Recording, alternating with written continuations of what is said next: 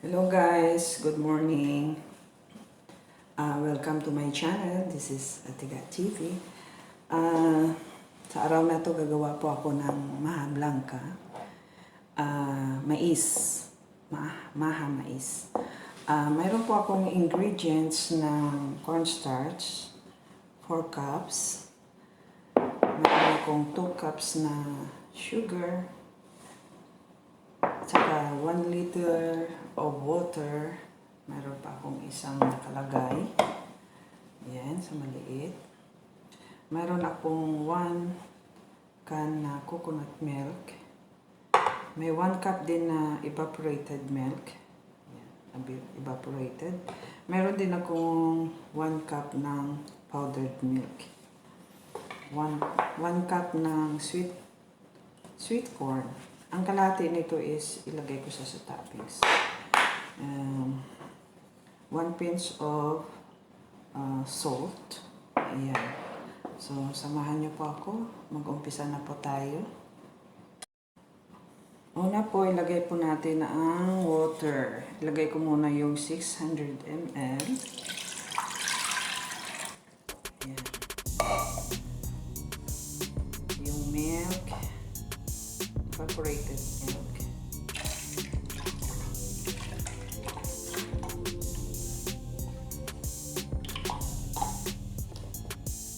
Yung 1 cup ng milk.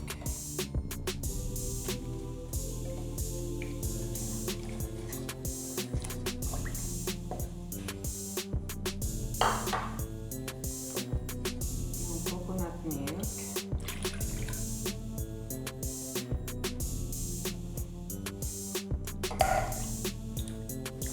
Yung naiwan na tubig, yun ang itunaw ko siya sa cornstarch.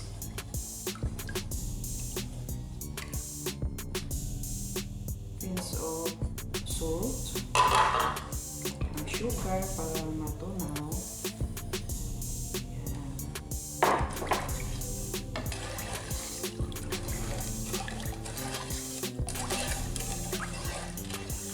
Hayain ko na ito siya sa apoy.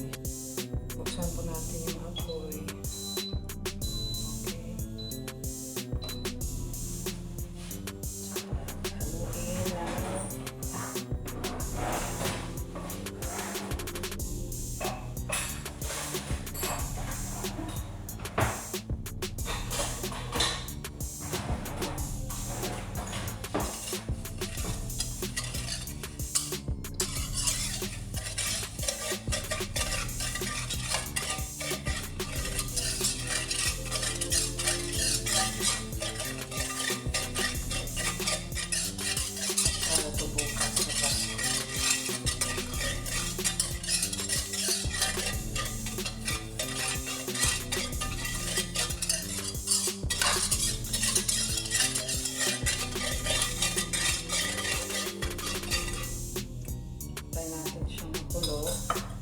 Kailangan mo ng buo-buo.